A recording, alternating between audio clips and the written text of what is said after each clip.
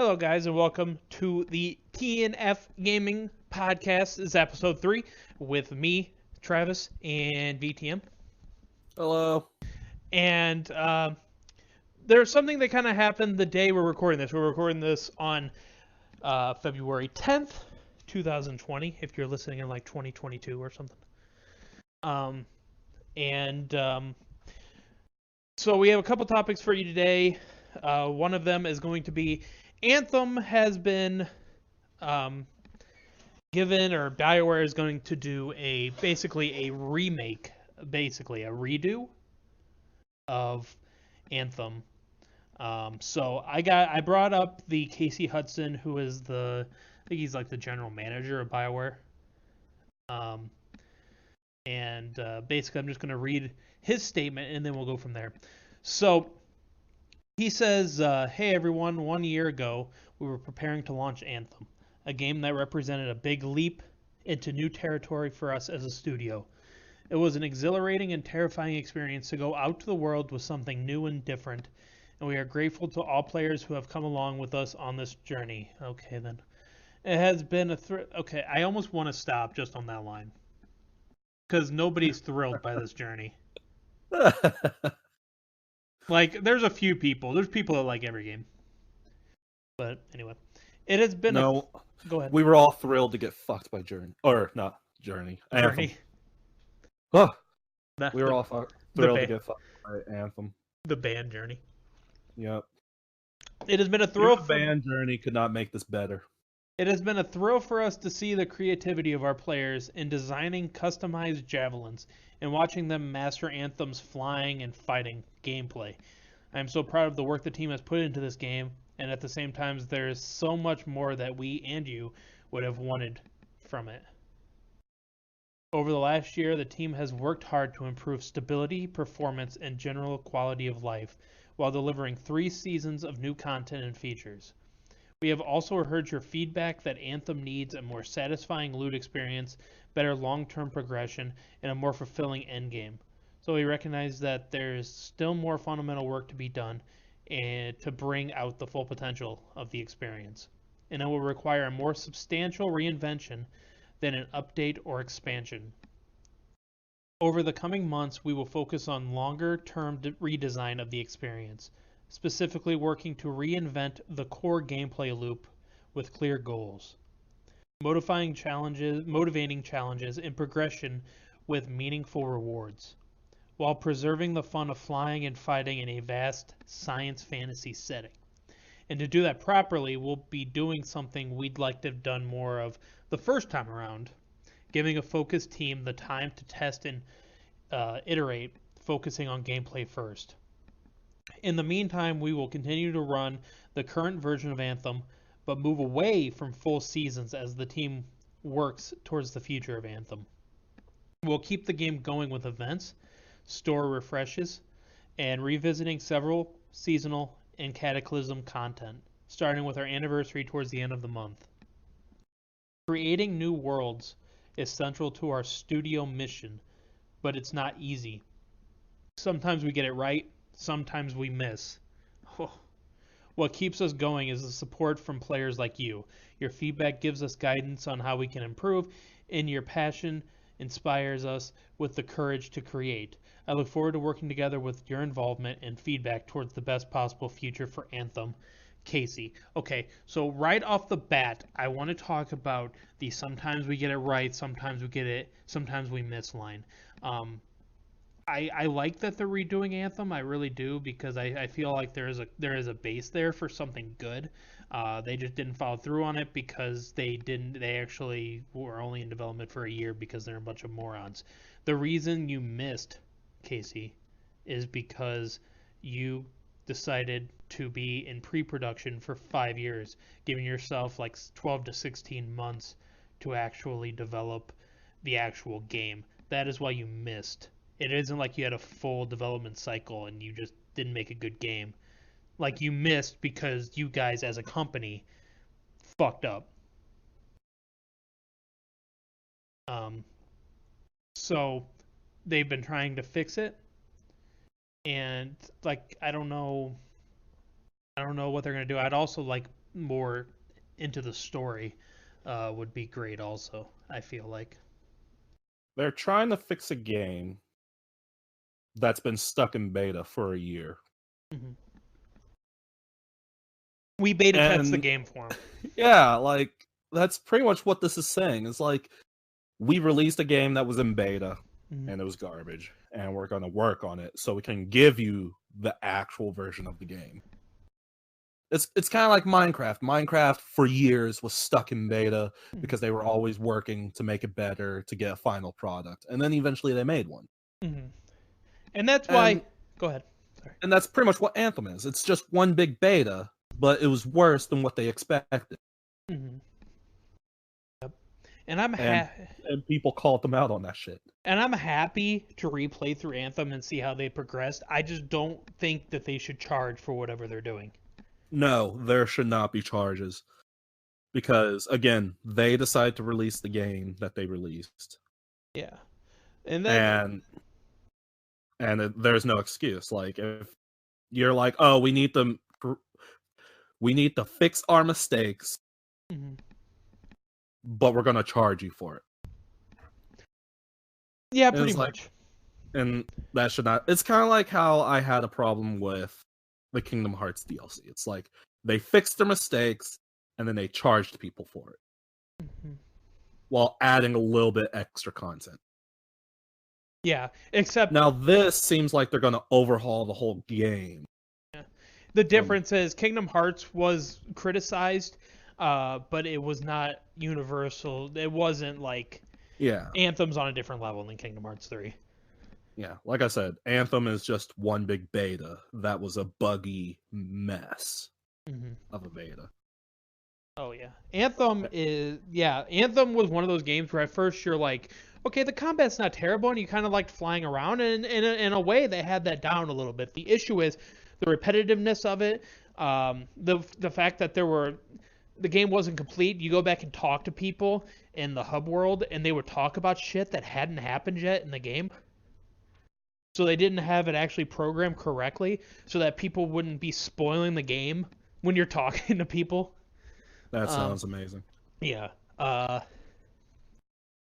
I don't know. The idea, and they talked about it not in this statement, but I know they've talked about not having to go back to Fort Tarsus, I think is what it was called, after every mission.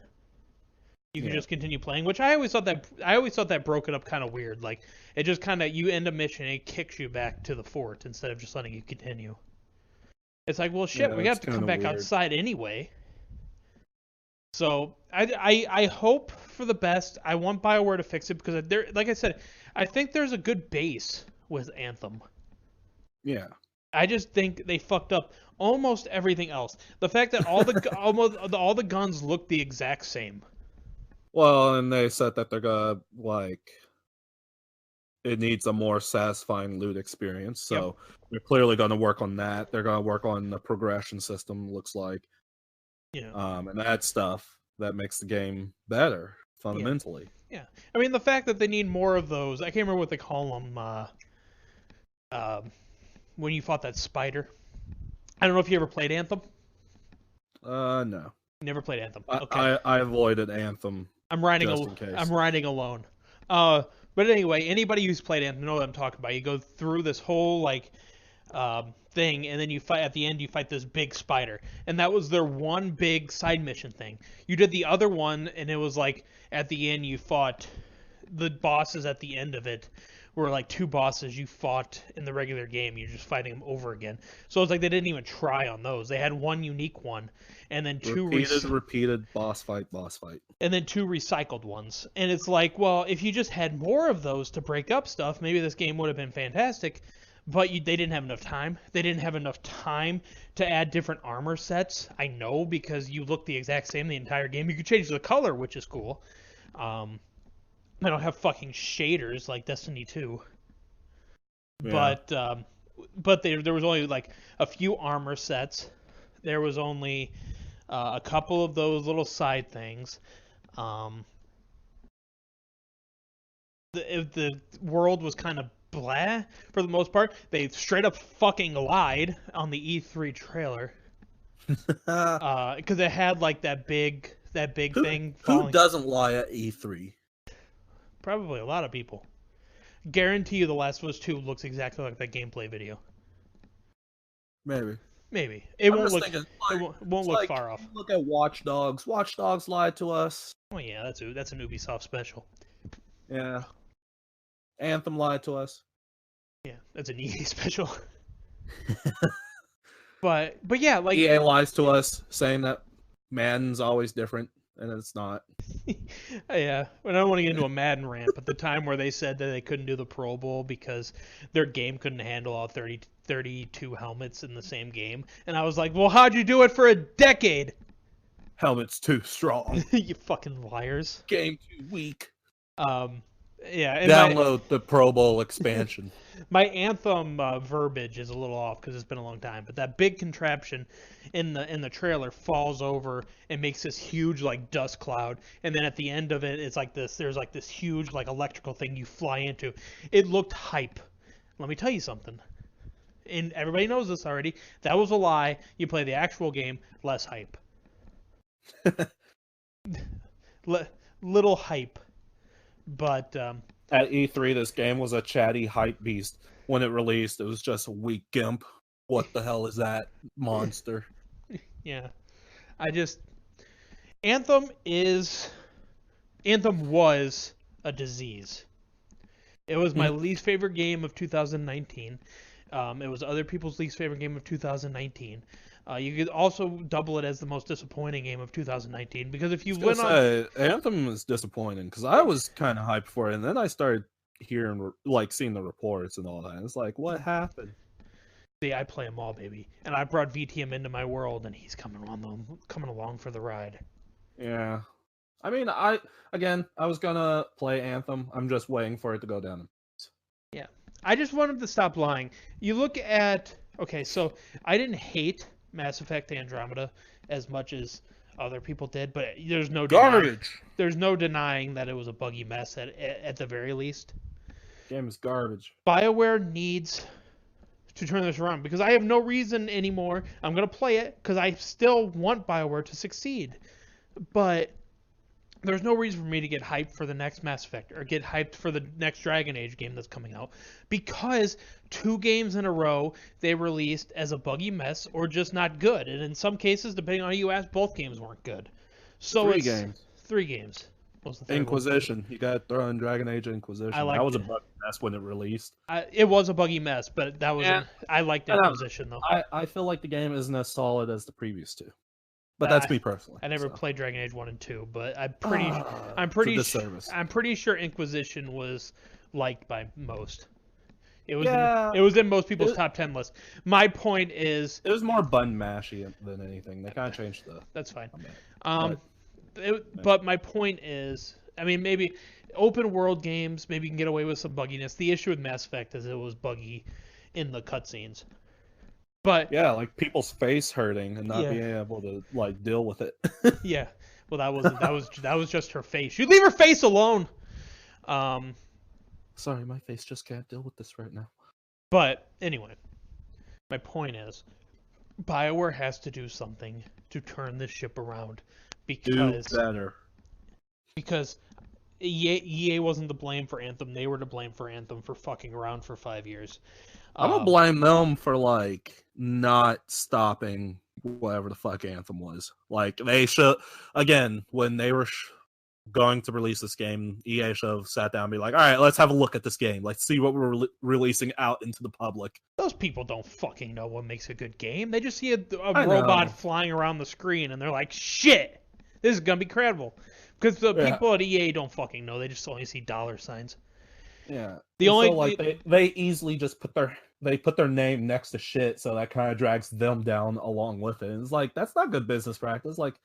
It's like if I were to put my name on any kind of project, I'm hoping that project's going to be good, so my name doesn't get dragged through the mud. Let me tell you something. And when you're EA, you need all the goodwill because you're EA and getting shit on by everyone. Let me tell you something. EA has been putting their name next to shit for a decade. So I know. It's just another Tuesday. But How would you let EA release games? Why is this a thing? well, I think EA. That's why I'm hoping that the Battlefront 2 situation did some good. I know Anthem came out the way it did, but I really do think Anthem was going to be riddled with microtransactions that they took out after Battlefront 2. Battlefront 2 is amazing right now. It's good. Go play Battlefront 2 right now. It's cheaper. It's free updates. It's good. But I think in a way, maybe I think it was already being made. But I think in a way you can kind of thank Battlefront 2 for a Jedi Fallen Order going unfucked with. I hope they go down that path. And I think a lot of companies are starting to get a little scared of a gamer revolt. Because we don't fuck around, apparently. The issue with revolts is, not that when the big ones happen like Battlefront 2, it's awesome, but like gamers revolt over everything. It's like cancel culture. Once one thing starts, it just picks up steam, and then everything gets canceled. Yeah, gamers. So it's like once we revolt against one game, then we think that we can do it with every game that we have a problem with, and then that's when you get good games that turn into bad games because someone had them. That's what I always say. If you can't revolt over when something shitty happens, and then revolt when they do something good, because these companies that don't actually know what they want, because they're a bunch of old men just trying to make money, how are they supposed to know what they're supposed to make what's good if you revolt over everything? That's what I mean. When people are stupid, though. Yes, when you have dumb people calling God of War shit and giving it a 0 out of 10, like, that does not help companies making. Now, Sony don't fucking care. Sony knows it was a good game. But you look at EA, if EA made a game as good as God of War, and you have these people saying, like, this is garbage. Where's my card packs? Then how are they supposed to know what a good game is if you shit on it regardless? That's why I always said you have to support Jedi Fallen Order, because if you don't, then EA could go back to its bullshit. We may never get another Star Wars game again. And luckily, I think it's like far exceeded the expectations. Just support Respawn. Support Respawn. I feel sad saying that because BioWare used to be so good. Right. And I still like Inquisition, but you can make an argument. We can sit here all day with that one, but at the very least, Andromeda and Anthem isn't a good run. Yeah. And it's just in general, I wish BioWare the best, man. We're still here for you, BioWare, but like if you do this again, we're gonna hurt you. I'm still here for you. Now, Bethesda, I'm not here for. Yeah. I know you made one bad game, but you keep fucking up with that one game. I think you fuck up like 5 different times with one game. Like, they should have just been like, oh, you release the game, and everybody's like, this game is shitty, and just leave it at that, and move on with your life. It happens, but instead you just keep fucking up. Ridiculous. Everyone's allowed one. I don't trust Bethesda anymore. They're more than one. They also made Wolfenstein. They also published Wolfenstein Youngblood. It's more than one. I know you never played that, but believe you me, they turned the enemies into bullet sponges. That hurts. And I just want to take down the Nazi regime. I don't want to punch a sponge. It hurts my soul. Suck it, SpongeBob. Swear to God, Doom better come out unscathed. I swear to God, Bethesda, I'm watching you. Well, Doom, has to compete with whatever Halo's coming out, so. Well, I don't think so. But Doom has already been announced with no microtransactions, which is good, but you can always fuck stuff up in other ways. Microtransactions in Doom? How do you put microtransactions in Wolfenstein? Okay. It already happened. I mean, Wolfenstein is basically Doom with Nazis. Yeah. So, I mean, it's made by the same people. It's basically the same concept, except Nazis instead of demons. You know what? I said we give Bethesda Duke Nukem. Fuck it.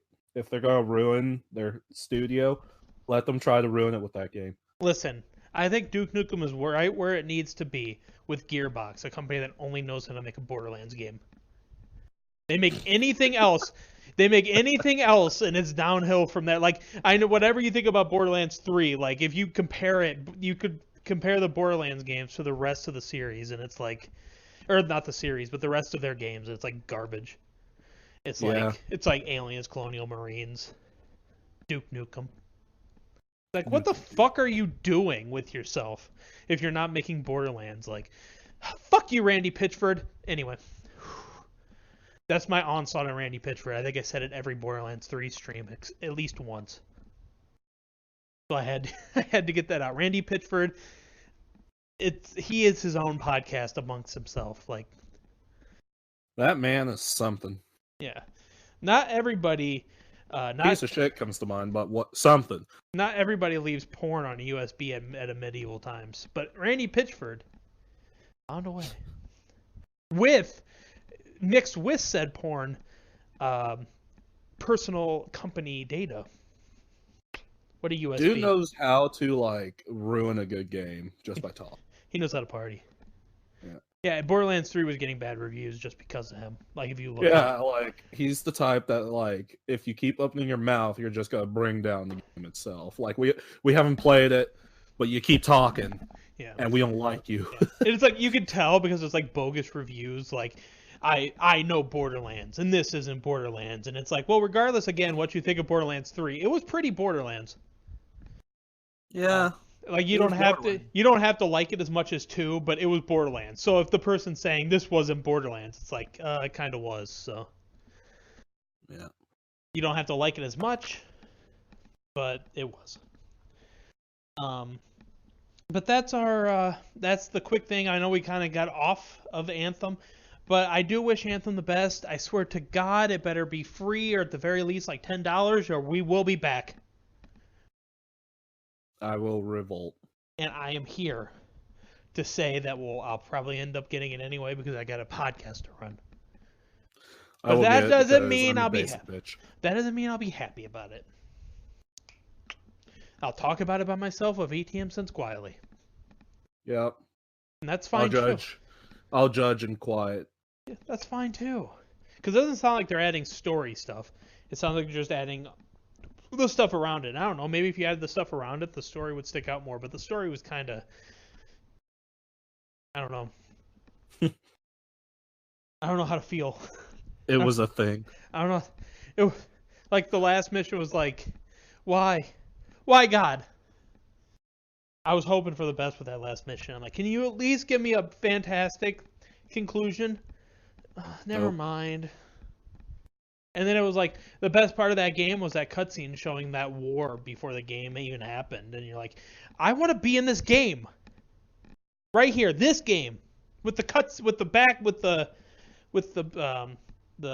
back. With all the cool shit. Yeah. Yeah, words are not coming to me. Words, felling. Flashback, that's the word I'm looking for. The flashback game, that's what I want. That game, I want to live in there. It's kind of like it also, like, Breakpoint suffered from that, where they had these flashbacks where you were, like, in a war. And, you know, there's all these, like, cool little talking scenes. And it shows, like, this one time where the one guy shoots, like, another person. And you're like, why'd you do that? And you run off. And it's like, I would rather play this game because the base Breakpoint game is shit. So why don't you give me this game that's in this flashback in the middle of a war? I'd probably like it more. Yeah. But anyway, wish BioWare the best. I'll play it. I'll tell you if it's good or not. We rambled on and on. I know. But we're rambling, man. We were born that way. I'm born a rambling man. And the next topic, VTM can lead us into that one. Oh man, we're gonna be talking about something that makes the game world go round, and that's competition. Because, boy oh boy, there are some people who don't grasp the idea that competition is good for everyone. Yeah, competition. And by good, I mean like it's like sports teams. Travis can get behind this one. Mm-hmm. If you're wanting to win the championship of any sport, you need to be able to compete. And to be able to compete, you need to have the best on your team. Mm-hmm. So, for all these companies like Sony or Microsoft or Nintendo, they're competing with each other. At least Sony and Nintendo are. And for them to compete, they need to have the best on their team. And by the best, I mean the best game, which are exclusives, because no one else can have them. Foo Fighters know all about the best. Yeah. So, and yeah, like, so exclusives make the world go round. People are like, oh, there should be exclusives. Like, then what's the point of buying any one sole system? yeah, there's a thing as system sellers. Okay. Yeah. If you go off Sony, because Sony's easier to go off of, you can go off Nintendo too. Sony has a lot. Nintendo, every game they make is a system seller, pretty much. Like, yeah. So you have. So let's just run down on. I may miss a couple, but on PlayStation, you have Last of Us, you have Uncharted, you have God of War, you have Horizon, you have a timed exclusive in Final Fantasy. The Final Fantasy VII remake is a timed exclusive for a year, I believe, from release. There's more. What am I forgetting? The Order 1886 is a system seller, so I'm not going to say that one. Knack is not a system seller, so move on. What are you talking about? Fucking Knack. But anyway, they have system seller games. Nintendo has their base, your Marios, your Zeldas, your Fire Emblems. What are the other big ones? Oh, that's PlayStation. Yeah, not Death Stranding on the Switch. Not that I know of. Oh. Okay, Death Stranding to PlayStation. And my point is, you have all these exclusive games that help sell the console. If your main thing is you love Zelda and you love Mario and blah blah blah, you're gonna exclusively buy the Switch. Or Nintendo consoles. If you love God of War, if you like games made by Naughty Dog, if you like Days Gone, that's another one. Yeah. If you like Ratchet and Clank, Spider-Man. Oh my God, how did I forget that? Spider-Man. Infamous Second Son was a good game. Yeah. If you like those games, but that's also coming on PC soon. Bloodborne. You buy a PlayStation, right? Xbox. God of War, Halo. Gears of War. Or yeah, Gears of War, Halo. Yeah, and anything else? Forza. People like Forza.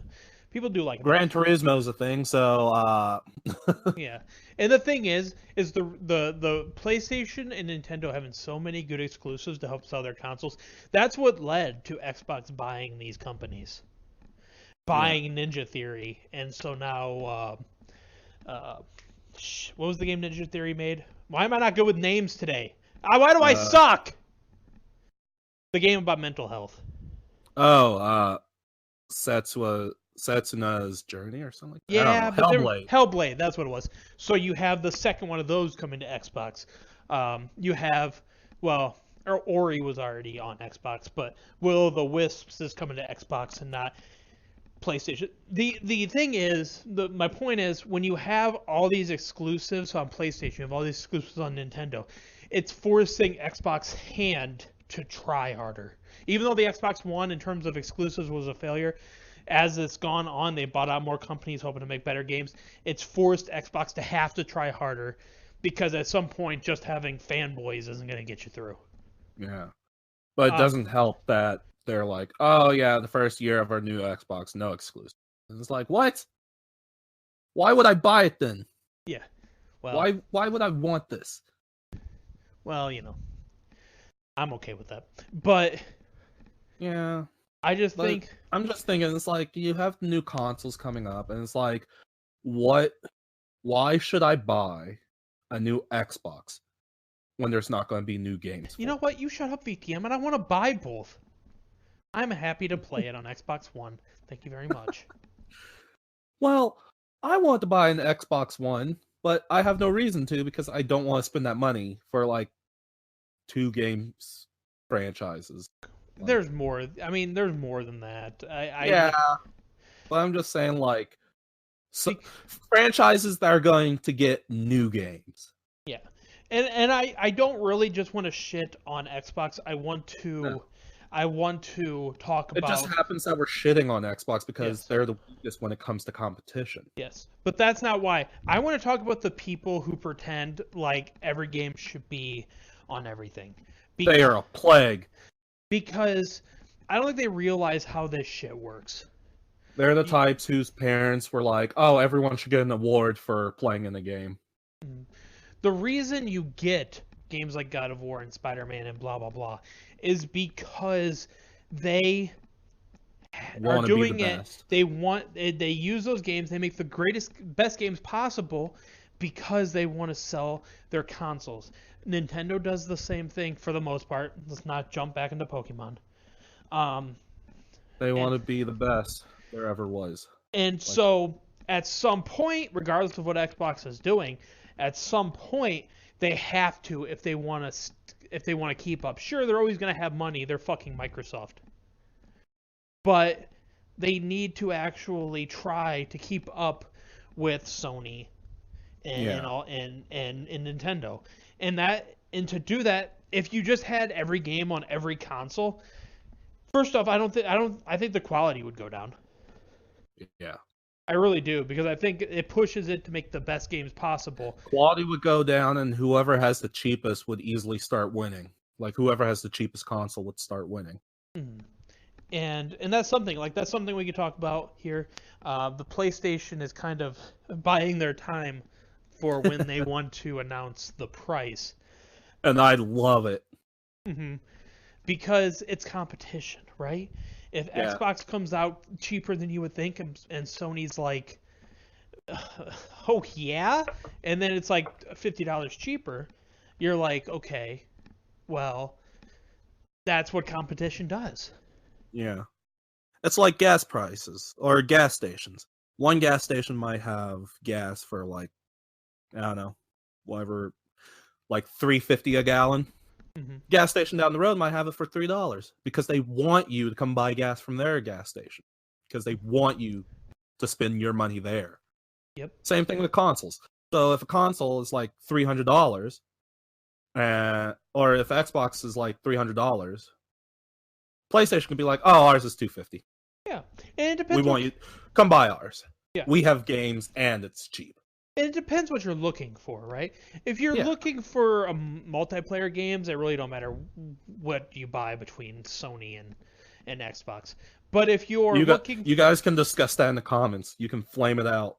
But if you're looking for a story game, if you're looking for a game that gives you a narrative, like me and VTM look for the most part, we play multiplayer games too, or at least I do. If you're looking for a narrative-driven game, you would never go to Xbox. Nah.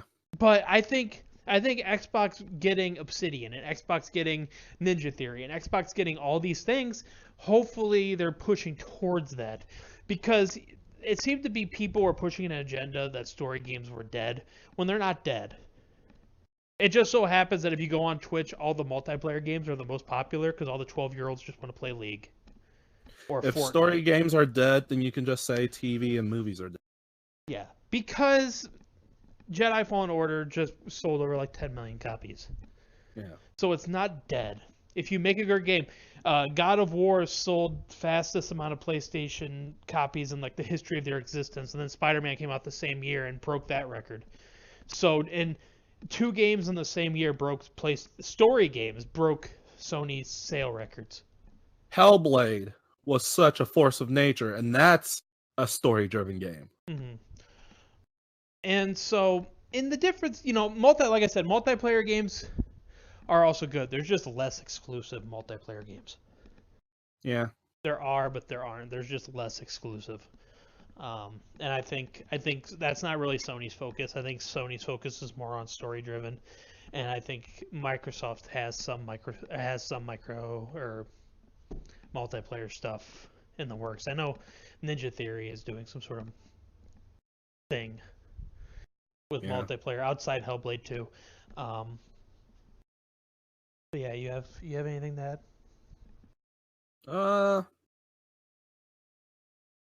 Don't come at us sideways. We shit on Xbox because we want it to be better. I say the same thing with video games, right? I said it about Kakarot. Yeah. Yeah, like, if we didn't care about it, we wouldn't shit on it. Like, that's the thing. Like, that's pretty much it. If we stopped caring, we wouldn't talk about it. Yeah. And that's really that's a worse fate than us shitting on it. Yeah. I think I want... let me use Kakarot as an example. I talked about it a little bit. I shit on it because this doesn't apply to everything, but with Dragon Ball it does. I shit on stuff that should be better because I want it to be better, because I love the license. I want it to succeed. If you let Bandai, and oh my god, are we getting close? This is gonna be quite a year of Bandai. We should just make an episode dedicated to Bandai. No. We could, but we'll save that. The Bandai Chronicles. We're saving it. We're saving that toward later in the year because we got to play all these games first. They release so many games, though. I know. I'm not gonna play all of them, just the ones that. I feel like I've played all of them. Yeah, but if you want, anyways. But if you let Bandai just keep doing the same bullshit over and over again, you only really have one development team that's actually good at making anime games, which is the company that made Kakarot, except they still half-assed it. If you which they're better than that. I've seen it. They're better than that. Yeah. I know they're better. So it's like you guys need to stop sucking the dicks of these companies and being like, oh, Kakarot was a great game. Look at those cutscenes. Oh, it's the best thing I've ever seen. When it wasn't. We've seen the best thing ever, and that's not it. It did have amazing cutscenes, but there's more to a game than cutscenes. Of course, there are some games. The Last of Us is very, very story-driven. There's a little gameplay, and then the cutscenes. But I'm not going to compare The Last of Us to Kakarot. But that's not even fair. That's not fair. But Dragon Ball, I want Dragon Ball to be the best. So when I do these things that seem nitpicky, like I want movie side missions, or I want this, or I want that, it's because they don't fucking give it to us. They do the same bullshit every single game, and they think if they just make the cutscenes prettier, that's gonna fucking make up for it. Well, it doesn't. The cutscene's very pretty. It only makes up like 10 to 15% of the fucking game. What about the rest of the game? What if I don't want to fly through rings of balls? Again, I'm gonna bring it up. Madden.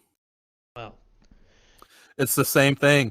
Like, Dragon Ball Z is the Madden version of anime. Like, we keep getting the same thing and expecting different. They make a little tweaks here and there. Yeah. But all in all, it's the same thing. Yeah. And you get the same fucking bullshit from the anime fans doing the same bullshit every single goddamn game, every single Dragon Ball game. Now, granted, Fighters was a little different because it was a 2D, kind of 2.5D fighter. They did a little different. It was pretty, and really with those kind of games, as long as it looks pretty, I mean, people will be there for it. But, like, when you do these games like Xenoverse, when you do the games like Kakarot, you got to add more to it than just being pretty, because why are games coming from Japan able to get away with this shit?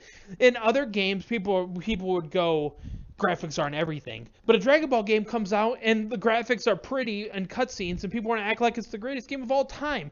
Graphics aren't everything. When your combat is basic-ish, when your open world is mind-numbingly boring, when you don't do anything with your side missions but fetch quests and fighting sub 3 robots, I just want better. Don't even get a trophy. Yeah. Still upset.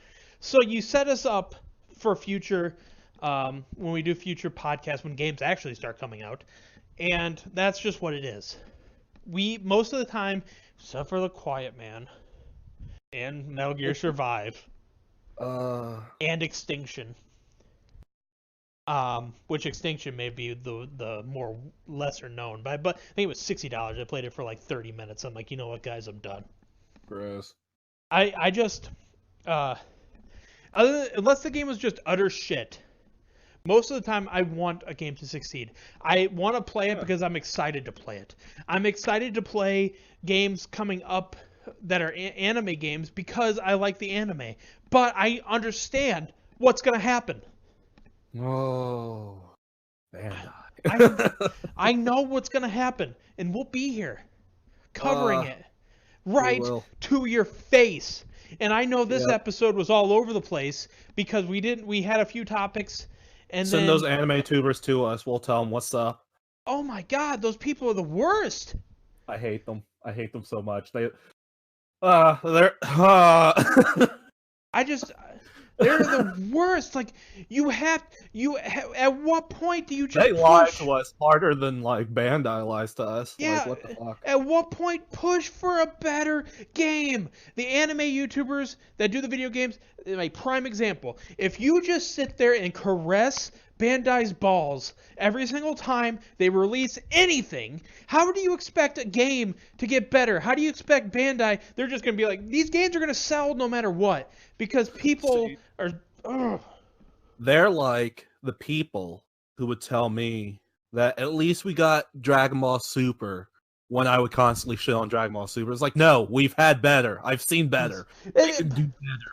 But let me tell you, I will take a game based on Dragon Ball Super rather than the 100th game after Dragon Ball Z.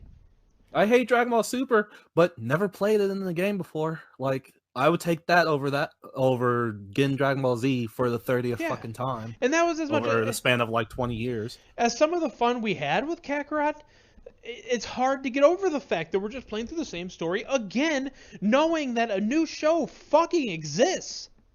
Yeah, it's like, gee, I wonder what's going to happen next. I wonder if Goku's going to die. Yeah. Like the new show, and I know that they probably started development of the game before Super ended. But Super is not like it just ended last week. No. But it's just like, I would rather. I still hold the theory that they were making Kakarot around the Tournament of Power.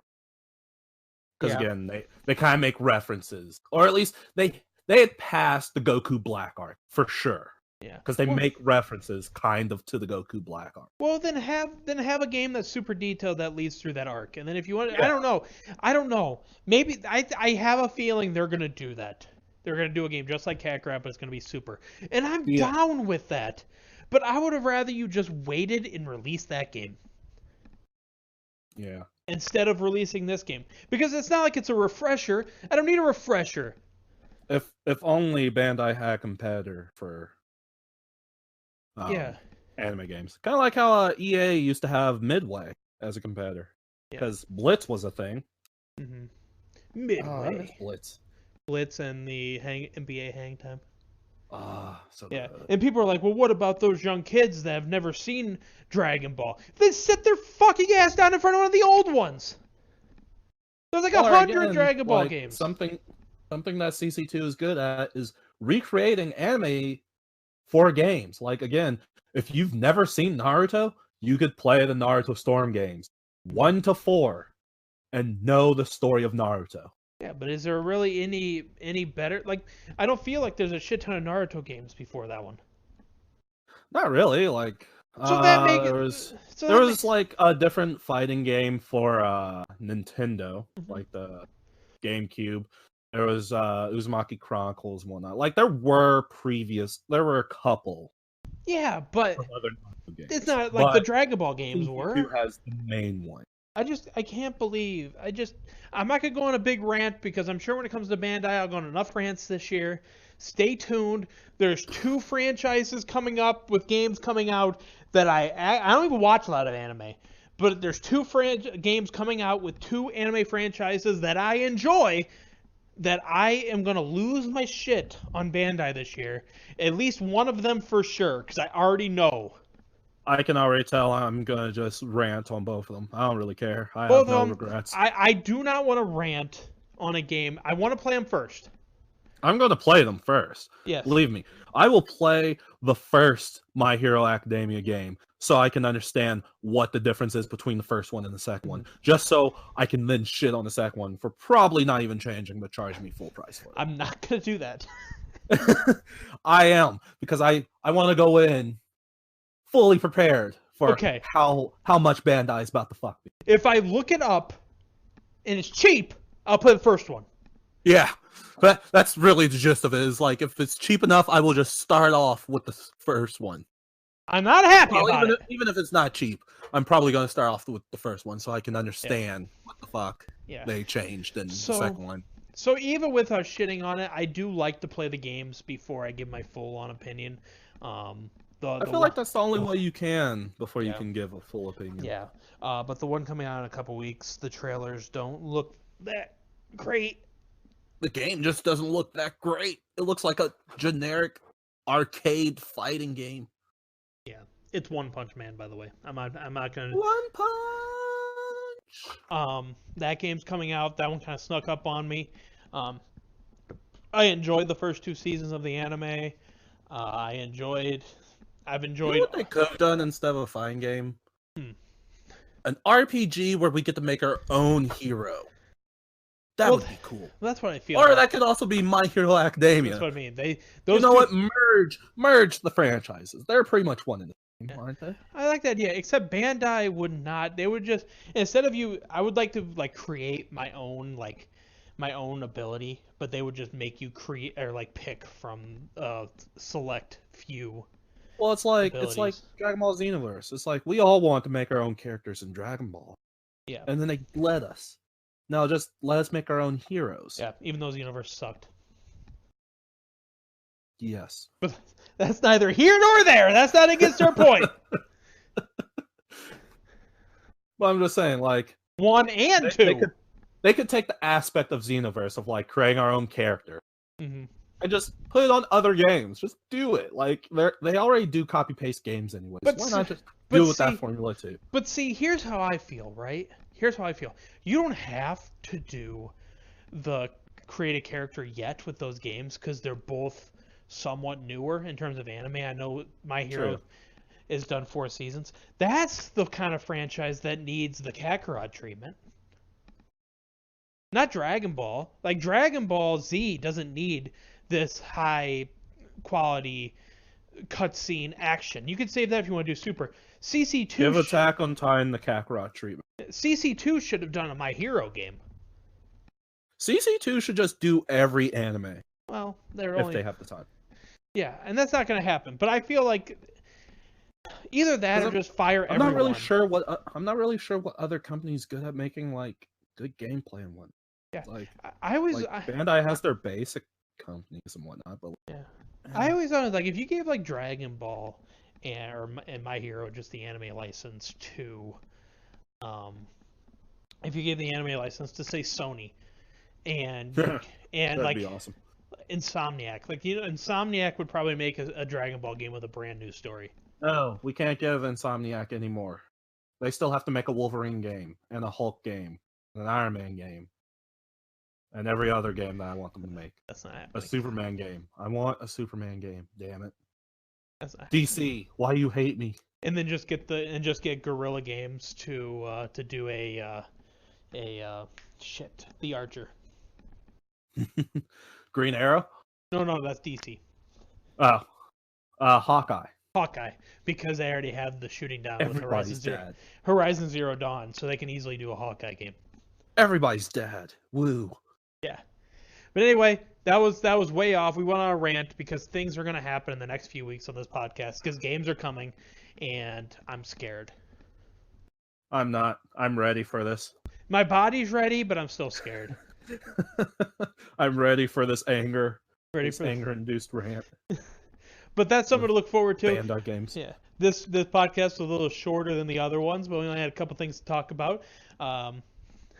But once the games start coming out... Once the games start flowing... Oh, man. Be prepared. I don't even know enough time in my day. But anyway, thank you guys. That's going to do it. Thank you guys so much for watching. And we will talk to you next time. Goodbye. Bye.